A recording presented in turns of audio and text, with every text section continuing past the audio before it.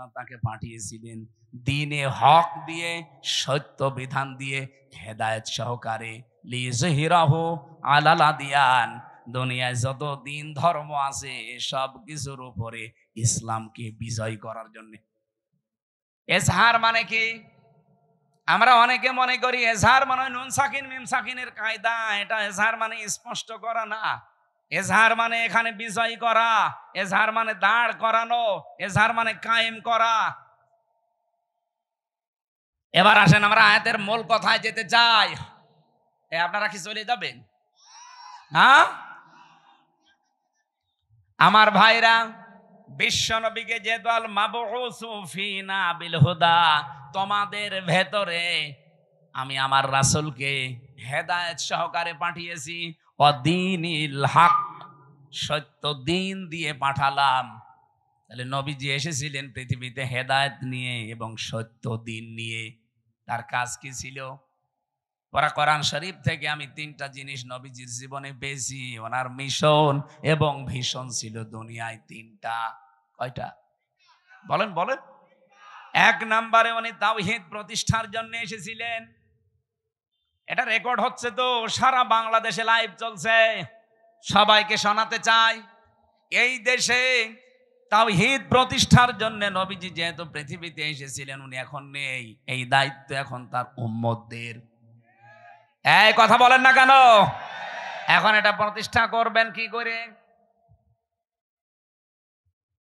তাওহীদ প্রতিষ্ঠার জন্য কোরআনে কারিমে ১৫০০ বছর আগে, আমার খুব ভালো করে শুনবেন, আল্লাহ পাক ১৫০০ বছর আগে কিছু মূল নীতি দিয়েছেন যে তাওহীদ যদি প্রতিষ্ঠা করতে চান এই তিনটা মূল নীতি সামনে নিয়ে এগিয়ে যাবেন। এটা সূরা আলে ইমরানে আছে, ৩ নাম্বার পারা ১৭ নাম্বার পৃষ্ঠার ২ নাম্বার লাইনের ৬৪ নাম্বার আয়াতে আছে, ওলে আহলাল কিতাবি তাআলাউ ইলা কালিমাতিন সাওয়াইম বাইনানা ওয়া বাইনাকুম আল্লা না'বুদা ইল্লাল্লাহ, ইলা আখির আয়াত।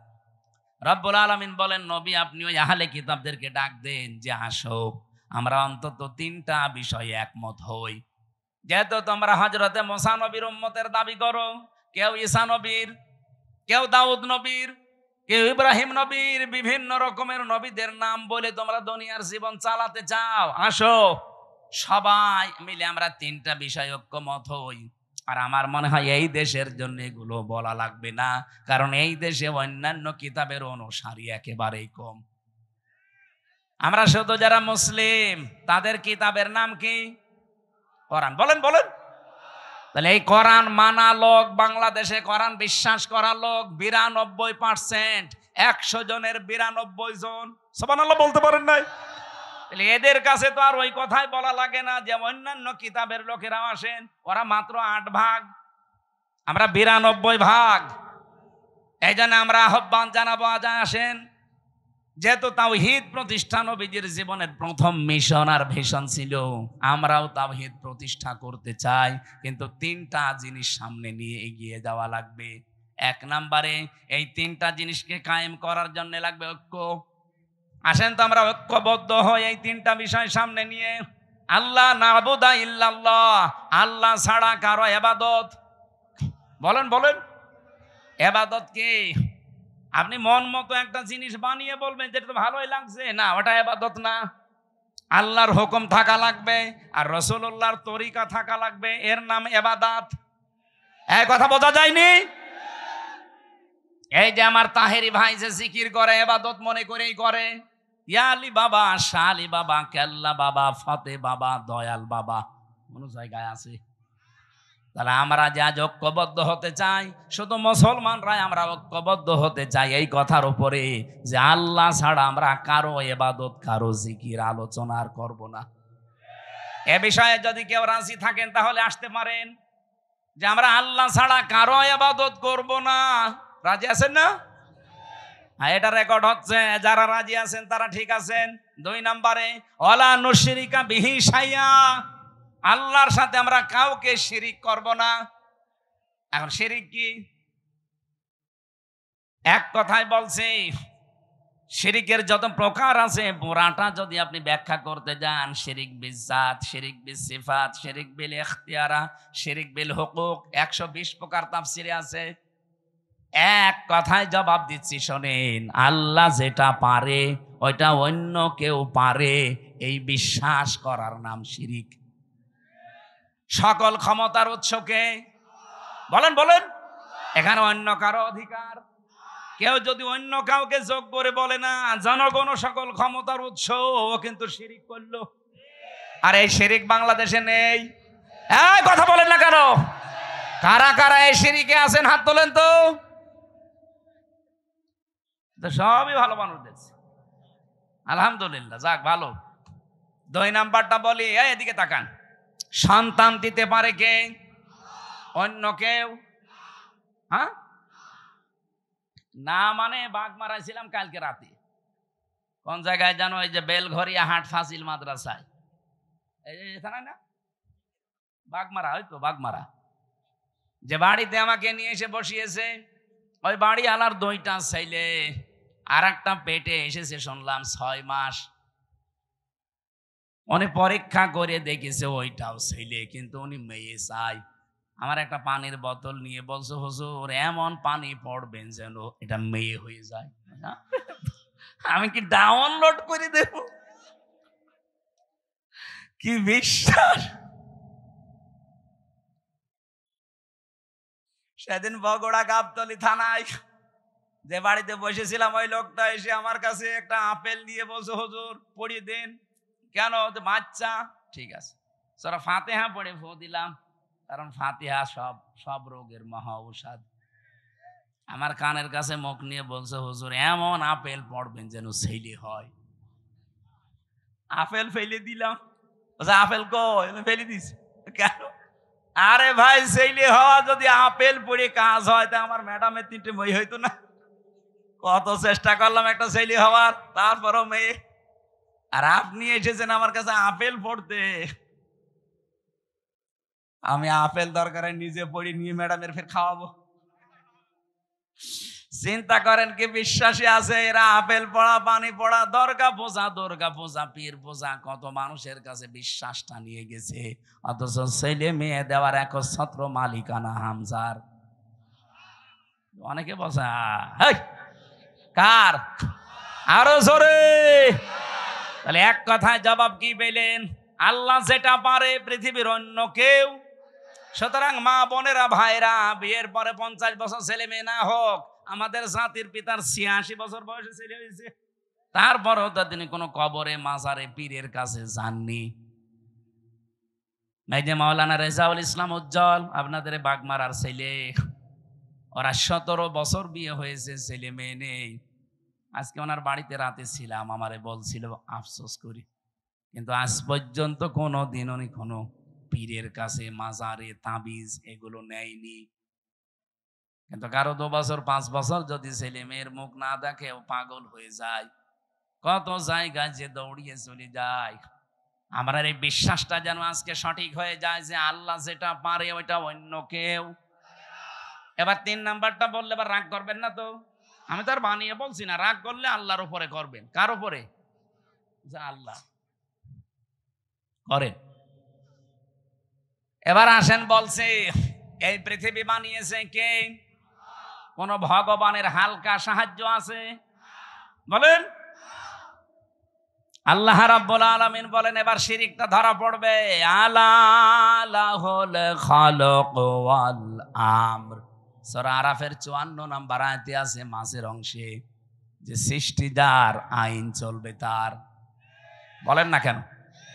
সূরা আলে ইমরানের 154 নম্বর আয়াতের মাঝের অংশটা একটু দেখবেন। ইয়াকুলুনা হাল্লানা মিনাল আমরি মিন শাইইন কুল ইন্নাল আমরা কুল্লাহু লিল্লাহ। হে নবী, ওরা জিজ্ঞাসা করে যে আইন কানুন আমরা কি বানাতে পারি? আপনি বলেন না, আইন বানানোর ক্ষমতা কার? সুতরাং বাংলাদেশে 92 যারা মুসলমান দাবি করছেন, আল্লাহর পাঠানো আইন এই জমিনে কায়েম বাদ দিয়ে পৃথিবীর কোন মানুষের তৈরি করা আইন যদি কায়েমের জন্য আপনি চেষ্টা করেন, দল করেন, আন্দোলন করেন, আল্লাহর কসম আপনি শিরিক করছেন। নিয়ে আসেন তো, কোন হুজুর নিয়ে আসবেন ভুল ধরতে, নিয়ে আসেন, নিয়ে আসেন। এটা বাংলাদেশ এখন চলছে কিনা বলেন? এরপরেও যদি কারো পরিবর্তন না হয়, এখন এর কিভাবে আপনি হেদায়েত করবেন বলেন? এর মাথার উপরে খাইটে মারা ছাড়া কোনো উপায় আছে? মানুষের মনটা খারাপ হয়েছে আমার এই কারণে যে এত বাংলায় বলছি যে আল্লাহ বানিয়েছে, আইন চলবে তার, আপনি অন্যের আইন এখানে দাঁড় করাতে চান, আপনি তো শিরিক করছেন। কারণ আল্লাহ যেটা পারে ওইটা অন্য কেউ। এবার আপনি যা ভালো লাগে করেন তো ভাই। আপনি যদি জাহান্নামে যেতে চান আসেন, আপনাকে 2 লাথি দিয়ে আরো ফেলে দিই।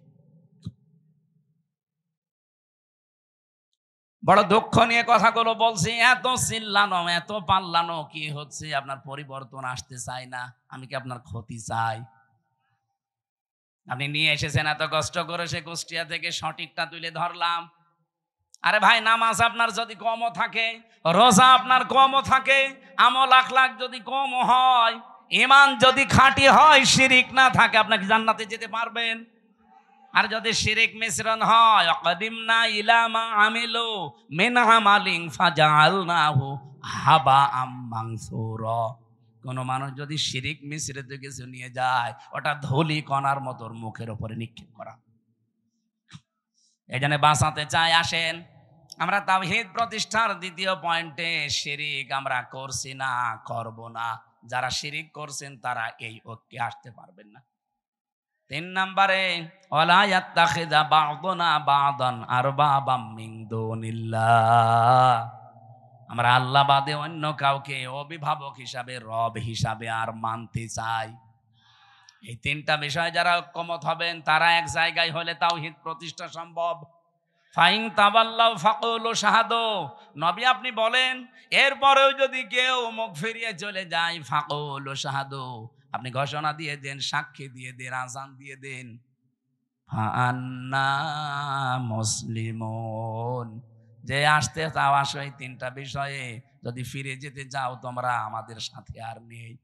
আমার মনে হয় বাংলাদেশে যদি এই পয়েন্টটা সামনে নিয়ে তাওহীদ প্রতিষ্ঠার জন্য আজ এই 92 লাগবে না, মাত্র 51% মুসলমান যদি আজ এক হয়ে যেতে পারি, সামনের বাংলাদেশ হবে আল্লাহর কোরআনের বাংলাদেশ।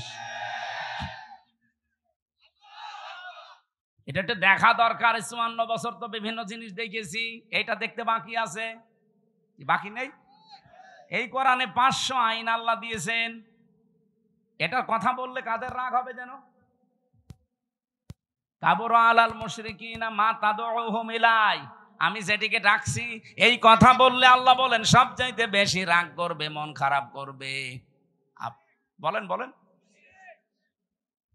তাওহীদ প্রতিষ্ঠার জন্য আল্লাহ পাক আপনাকে জীবনেও মনোনীত করবে না যদি আপনার মন তৈরি না হয়। এজন্য আয়াতের পরবর্তী আয়াত এইটা, আল্লাহু ইয়াজতাবি ইলাইহি মাইয়াশা ওয়া ইয়াহদি ইলাইহি মাইয়ুনিব। আল্লাহ সবাইকে এই কাজে মনোনীত করেন না, আল্লাহ যাকে নির্বাচিত করেন, পছন্দ করেন, তাকে এই কাজের জন্য বাছাই করেন। আর যাকে আল্লাহর ভালো লাগে না, আল্লাহ তাকে ছাঁটাই করে দেন। তাহলে ছাঁটাই করা, বাছাই করা, এটা আল্লাহর একটা পদ্ধতি। আল্লাহ আন্দাজে কাউকে ছাঁটাইও করেন না, আন্দাজে কাউকে বাছাইও করেন না। আল্লাহ ছাঁটাই করতে হলে আল্লাহ সেই যোগ্যতা দেখে তার ভেতরে, আল্লাহ বাছাই করতে হলেও তার যোগ্যতা দেখে। সুতরাং আপনি যদি ফিরে আসার মন তৈরি না করেন, জীবনেও একামতে দিনের কর্মী হিসাবে আল্লাহ আপনাকে বাছাই করবে না। আল্লাহু ইয়াজতাবি ইলাইহি মাইয়াশা, আল্লাহ পাক বলেন আমি নির্বাচিত করি, আমি বাছাই করি, আমি তাকে নির্ধারণ করি, তাকে পছন্দ করি, তাকে এই মানুষটাকে আমি আল্লাহ আমার নিজের দিনের জন্য, দিন কায়েমের জন্য পছন্দ করে রাখি। যখন দেখি ওয়াহদি ইলাইহি মাইয়ুনিব, ওই লোকটা আমার দিকে ফিরতে চায়।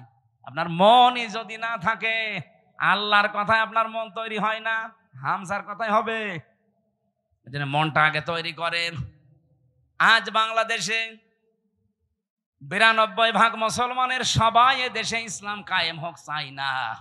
আমি আগস্টের 5 তারিখের আগে একটা জরিপ পেয়েছিলাম, মাত্র 100 জনের 15 জন বলতো আমরা এই দেশে ইসলাম কায়েম চাই।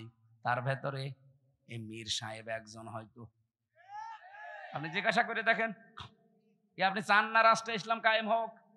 এরকম মানুষ মাত্র সারা বাংলাদেশ মিলে 100 জনের 15 জন। অথচ এই 9 মাসের ব্যবধানে আপনি এই যে এপ্রিল চলছে, আজকে মে মাস না, আজকে 3 তারিখ, এপ্রিলের আমার মনে হয় 29 তারিখের একটা রিপোর্ট পেয়েছিলাম। এটাই যে মাইক্রোসফট দিয়েছে, এটা খ্রিস্টানরা 227টা দেশ নিয়ে তারা এই রিপোর্ট পেশ করেছে। বাংলাদেশ নিয়ে একটা রিপোর্ট এই খ্রিস্টানরা দিয়েছে। এই মাত্র 9 মাসে বাংলাদেশ যে চেঞ্জ হয়েছে, এই দেশে এখন 15 জন না, 100 জনের 77 জন মানুষ চাচ্ছে এদেশে ইসলাম কায়েম হোক। 77 জন চলে গেছে, আর কিছুদিন যেতে দেন।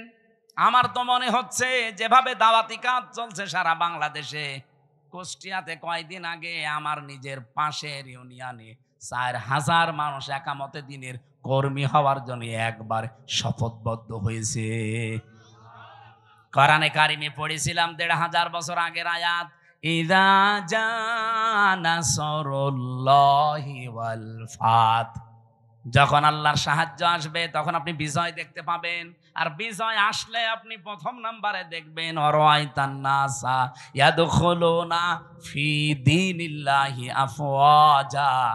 দলে দলে পালে পালে মানুষ ইসলামে প্রবেশ করছে। প্রশ্ন আসতে পারে, ওরা তো মুসলমান, আবার ইসলামে আসলো কি করে? না, যারা আল্লাহর দিন কায়েমের জন্য, আল্লাহর আইন কায়েমের জন্য চেষ্টা করে না, এগুলো মুসলমান হতে পারে না।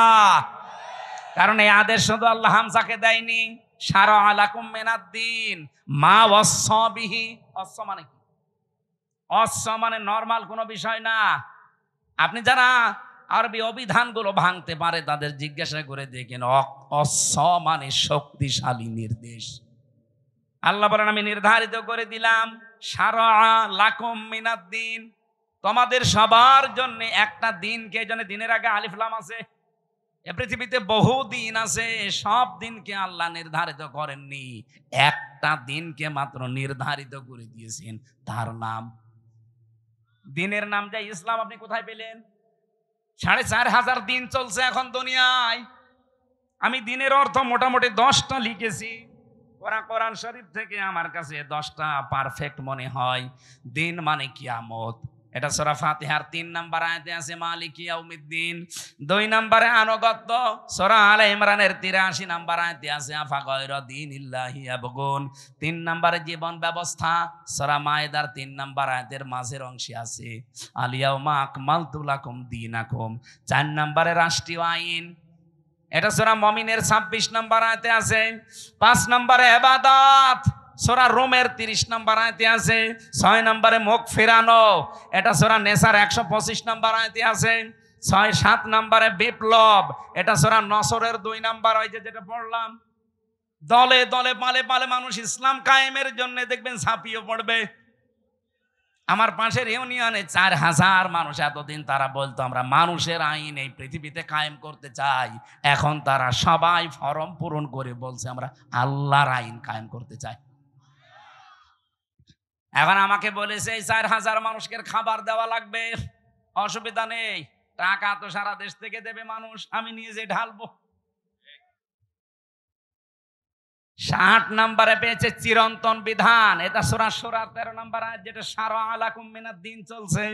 9 নম্বরে সমস্ত ইজম লিযহিরাহু আলাদ-দ্বীনি কুল্লিহি, এটা সূরা সফের 9 নম্বর আয়াত। 10 নম্বরে পেয়েছে স্থায়ী শান্তি, এটার মাঝে যেটা আছে আনাকিমুদ্দিন ওয়ালা তাতাফাররাকু ফি। আমার এই ছোট্ট মাথায় যদি এতগুলো দিন সম্পর্কে কোরআনে থাকে, মীর সাহেবের মতো বড় বড় মাথা যাদের তো আরো আছে। তাহলে আল্লাহর বিজয়, সাহায্য আসলে বিজয় আসবে, এ গ্যারান্টি কার? আর বিজয় আসলে তার নমুনা, চিহ্ন, সিমটম কি? দলে দলে পালে পালে আফওয়াজা মানে দলে দলে ফি দীনিল্লাহি, আল্লাহর দিনের ভেতরে। এই যে দিন মানে জীবন ব্যবস্থা, জীবন বিধান, রাষ্ট্রীয় আইন, কতগুলো বললাম না? আল্লাহর জমিনে আল্লাহর দিন কায়েম করা, এটা যদি কারো কাছে রাজনীতি মনে হয়, কারো কাছে ধর্ম ব্যবসা মনে হয়, আপনার কাছে দুনিয়ার কাজ মনে হয়, মনে করেন আমি এইটাই জীবনের আসল কাজ মনে করি। কারণ দিন কায়েম নেই, এই জন্যেই ডাকাতি হচ্ছে, এই জন্যেই চুরি হচ্ছে, এই জন্যেই ছিনতাই হচ্ছে, এই জন্যেই ঘুষ চলছে, এই জন্যেই ডাকাতি চলছে, জেনা চলছে। 4 বছরের আসিয়া পর্যন্ত বাদ যাচ্ছে না। কথা বলেন না কেন? এই আয়াতটা নাজিল হয়েছে কখন? আলেমদের জিজ্ঞাসা করেন। মক্কার জীবনে, মক্কার জীবনটা 4 ভাগ। প্রথম 3 বছর কষ্ট, এরপরে আরো 5 বছর আরো কষ্ট, এরপরে আরো 3 বছর আরো কষ্ট, এরপরে আরো 2 বছর আরো কষ্ট। আপনি 4 ভাগে মিলিয়ে দেখেন ইসলামের ইতিহাস থেকে এই 4টা ভাগ করলে নবীজির জীবনের সর্বশেষ যে পয়েন্টটা আছে সেই পয়েন্টে কিন্তু আয়াতটা নাজিল হয়। আল্লাহর নবী কষ্ট করেছিলেন সব মিলে কত বছর? 13। বলেন বলেন। 3 বছর আর 5 বছর কত হয়? এরপরে 2 বছর, এরপরে 5, না এরপরে 3, এরপরে 3। প্রথমে 3, এরপরে 5, এরপরে 2, এরপরে 3। এই 13টা বছর তিনি কষ্ট করে, এই এদিকে তাকান, 13 বছর কষ্ট করে শেষ হয়ে যায়নি। 13 বছরের পরে উনি 10 বছর এইটা দিয়ে রাষ্ট্র চালিয়েছিলেন। আমি হিসাব করে মিলিয়েছি, এই বাংলাদেশে অলরেডি আমরা কষ্ট স্বীকার করে ফেলেছি মক্কার এই জীবনের মতো 15 বছর। কথা বলুন। অলরেডি 15 বছর আমাদের চলে গেছে কষ্ট স্বীকার করা, মক্কার জীবনের মতোই পার করেছি। আপনি দেখেছেন না কত পক্ষপাতিত্ব ছিল? এমনিতেই কোটা আন্দোলন শুরু হয়েছিল, দেওয়ালে পিঠ থেকে গেছে তাদের। আমি আর এই ভাই 3 জন অনার্স মাস্টার্স করে একেবারে একই রেজাল্ট, শুধু আমাদের দলীয় পরিচয়ের কারণে জায়গা মতো আমারে উঠতে দেবে না। এরকম ছিল না দেশে? ওনার দলীয় পরিচয়, উনি ছাত্রলীগের কর্মী, চাকরি হয়ে যাবে। আমি শিবির করি, আমার কোনো চাকরি তো দূরের কথা, রাজাকারের বাচ্চা বলে পেছনে ঠেলে দেবে। এটা শুরু হয়নি, উনি বিএনপি করে, এই জন্য ওনারে গুম করে দেবে। আমার রিমান্ডে যেদিন 8 দিন চলে মাটির নিচে, আমি দেখেছি ছাত্র দলের এক ভাইকে, চট্টগ্রামে বাড়ি, ওনার নিয়ে এই নখগুলো তুলছিল। আমারও একটা টিপ দিয়েছিল, এই দেখেন 3.5 বছর হয়ে গেল এখনো পর্যন্ত এই দাগটা মেটে নাই। আর ওই ভাইয়ের তো পুরা নখ তুলেই ফেলেছে। কি চিৎকার দিয়ে, আমার পাশের ছেলে ছিল, কি চিৎকার দিয়ে কাঁদছিল। ভালো মানুষ নিয়ে গেল, আসার সময় দেখি আর নড়তে পারছে না। এই চোখটা বেঁধে নিয়ে নেয়, প্রথমে পেছনে হাত বেঁধে দেয়, যাবার পর এরকম একটা চেয়ারে বসায়, ক্লিপ দিয়ে আটকিয়ে দেয়, হাত পা আটকিয়ে দেয় ক্লিপ দিয়ে, মাথার সাথে একটা বেল্ট লাগিয়ে দেয় যেন আপনি মাথাও নড়াচড়া করতে না পারেন। একটা সুইচে টিপ মারবে, 1 মিনিটে আপনি 120 বার ঘুরবেন। আমার রিমান্ডে ওই কাছের ঘরের ভেতরে নিয়ে দেখি এসপি ইমরান ওর নাম। এই লোকটা এসে আমার একটা মেশিন দেখিয়ে বলছে যে এইটা দিয়ে আমরা নখ তুলি। এমন ভাবে যে হাত সেট করা আছে, আপনি যা নড়াচড়া বন্ধ, শুধু মেশিনটা এভাবে লাগিয়ে দেয়, একটা টিপ মারার পরে নখগুলো একবারে সব খুলে চলে আসে। আরে ভাই, নখ খুলে আসলে ছেড়ে দিলে বাঁচি না, ওর উপরে লবণ ছিটিয়ে দেয়। আপনারা তো হাত বাঁধা নড়তেও পারবেন না, বলেন তো নখ যদি খুলে নেয়, ফিনকি দিয়ে রক্ত বের হয়, ওর উপরে লবণ ছিটালে কেমন লাগতে পারে? আমার এক চাপে যদি 3.5 বছরে ভালো না হয়, যার নখ পোড়া তুলে ফেলেছে, ওর কি অবস্থা? শিবিরের শফিকুল ইসলাম মাসুদ ভাই, বিশেষ করে দেলাওয়ার ভাই, আমার যে রিমান্ডে নিয়েছিল অফিসার, ওনারও দায়িত্বে ছিল, বলছে ফুটবলের মতো পিটিয়েছি ওরে, খালি লাত দিয়েছি। ওর নাম ডিসি নজরুল ইসলাম মোল্লা, আর একজনের নাম হচ্ছে ডিসি মশিউর। আর আমার দায়িত্বে ছিল আসাদুজ্জামান, কাউন্টার টেররিজমের প্রধান, এই শয়তান গোপালগঞ্জের মাল। ওরা যদি আমি একা একা কোনো জায়গায় পাই না, মুসলমানই দিয়ে দেবো। আর শয়তান। দেলাওয়ার ভাইকে যে পিটিয়েছে, সে আমারও দায়িত্বে ছিল। বলছে যে তার আছে, তার গরম করে যখন আগুনে লাল টক টক করে, ওইটা ওর ননু দিয়ে ঢুকিয়েছে।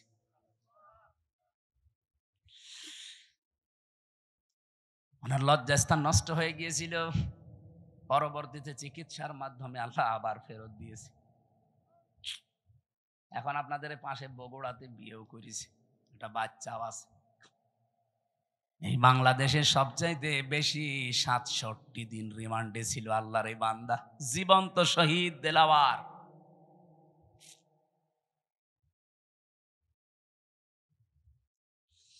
আর আজ শাহীবাসী যেটা বলতে চাই আপনাদের সামনে ভালো করে শোনেন, নবীজির মিশন আর ভিশনের ভেতরে কিন্তু এখন আমরা আছি দিন প্রতিষ্ঠা করা, তাওহীদ প্রতিষ্ঠা করা, ২ নম্বরে মানব অধিকার প্রতিষ্ঠা করা। এটা সূরা নেসার ৫৮ নম্বর আয়াতে পাবেন। আর এটা প্রতিষ্ঠা করার জন্য কি কি করা লাগবে আল্লাহ সেইটাও দিয়েছেন। ইন্নাল্লাহা ইয়া'মুরুকুম আন তুআদ্দুল আমানাতি ইলা আহলিহা। তোমাদের যাবতীয় আমানত আল্লাহর নির্দেশ, যত আমানত আছে সব তার প্রাপকের কাছে পৌঁছিয়ে দাও। তাফসির যারা পড়তে পারে তাদেরকে বলছি বাড়ি যে মিলাবেন, তাফসিরে মারেফুল কোরআনে আমানাত এখানে ভোট লেখা আছে। আপনি যে দেখবেন ৯টা অর্থ লেখা আছে। ভাই আমার মনে আছে, আমি আগে মতো এই জন্য তো আদায়ের মাহফিল নিতে চাই না, ছাতা এগুলো নিতে চাই না। তো এই কারণে আগামীতে আদায় করা যেখানে এসব সমস্যা আছে আমরা নিয়ে আনবেন না। একটা বিষয়, একটা গুরুত্বপূর্ণ বিষয়, এটা ক্লিয়ার না হলে শেষে সকালবেলা তো নিজেরাই ফতোয়াবাজি করবে না, এত কষ্ট করে নিয়ে আসলাম কি বলে গেল, কি বলে গেল মানে আপনি টের পাচ্ছেন কি বলছি? চালানে বারবার ৩টা চিঠি দিল, সভাপতি মিলে, ভাই মিলে, উনি মিলে এত চিঠি দিলে আমার তো মাথায় যা আছে সব তো ভুলে যাবো। নেন আপনার আগে টাকা তুলে নেন। যারা যাচ্ছে ভেতরে যা যা এনেছেন এই মসজিদের উন্নয়নের জন্য চাচ্ছে, দয়া করে একটু হাত খুলে দিয়ে দেন, এরপর আমরা আরম্ভ করছি। কই লোকজন কই? হ্যাঁ যা এনেছেন একটাও যেন বাড়ি নিয়ে যান না, ভাড়া বাদ দিয়ে সব দিয়ে যান যান। আর এইভাবে আলোচনা ভুলে যাই আমি। এই মেয়েদের ওপর একটা বই লিখেছিলাম জেলখানায় বসে বসে, ওরা তো লিখতেও দেয় না। ফাঁসির কন্ডেম ছেলে, বহু কষ্ট করেছিলাম। দাম্পত্য জীবনের সমস্যা এবং তার সমাধান, এটা মেয়েদেরকে পড়াবেন। ১২০ পৃষ্ঠা করেছি। আর এটা শিক্ষিত মানুষদের জন্য, সৃষ্টি নিয়ে, এটা সবার জন্য না। যারা শিক্ষিত মানুষ আছেন এটা নিলে কাজে লাগবে আপনার। যদি পারেন এই 2টা নিয়েছেন, ওই গাড়িতে মনে হয় কোন জায়গায় আছে জানো। এই লোকজন কই গো আপনাদের?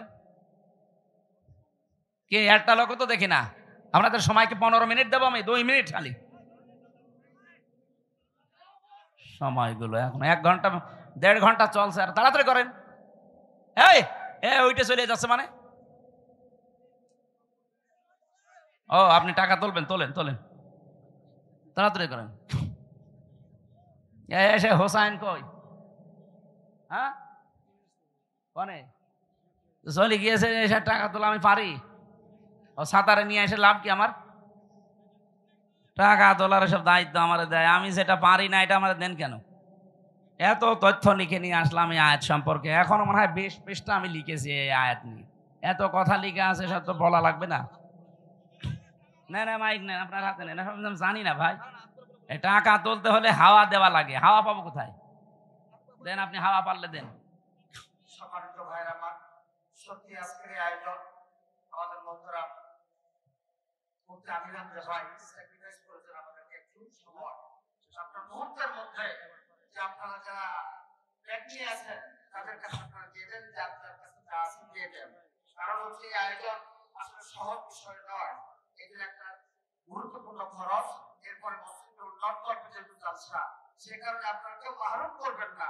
মেহরবানি করে আপনারা সবাই আল্লাহর ঘর বাইতুল্লাহর জন্য আপনারা সবাই পকেটে হাত দিবেন এবং আপনাদের এই যে যাচ্ছে তাকে আপনারা দিয়ে দেন, মুহূর্তের মধ্যে দিয়ে দেন। তার মোহতারাম তার আলোচনা শেষ প্রান্তে এসেছেন, সুতরাং গুরুত্বপূর্ণ পয়েন্ট তিনি আপনাদের কাছে বলেই বিদায় নেবেন। এই জন্য আপনারা কেউ সমস্যা করবেন না, কেউ চলে যাবেন না। সম্মানিত উপস্থিতি, আসলে আজকের এই আয়োজনের অনেক খরচ কর্তৃপক্ষ অনুরোধ করেছেন, সেই কারণেই মোহতারাম আপনাদের কাছে নিবেদন রেখেছেন, মুহূর্তের মধ্যে আপনারা সবাই দিয়ে দেন। আসসালামু আলাইকুম। একটু তাড়াতাড়ি করেন ভাই। সুবহানাল্লাহ আলহামদুলিল্লাহ লা ইলাহা ইল্লাল্লাহ সুবহানাল্লাহ আলহামদুলিল্লাহ লা ইলাহা সুবহানাল্লাহ আলহামদুলিল্লাহ লা ইলাহা ইল্লাল্লাহ। আপনাদের লোক কি বেরিয়েছে?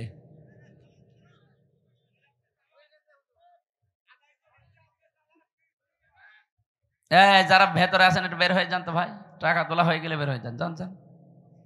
সুবহানাল্লাহ আলহামদুলিল্লাহ লা ইলাহা ইল্লাল্লাহ সুবহানাল্লাহ আলহামদুলিল্লাহ লা ইলাহা ইল্লাল্লাহ মুহাম্মাদুর রাসূলুল্লাহ। ওয়াইদা হাকামতুম বাইনান নাস, মানুষের ভেতরে যখন বিচার করবেন, ফয়সালা দেবেন, আন তাহকুমু বিল আদলি, যেন ন্যায় বিচার করতে পারেন।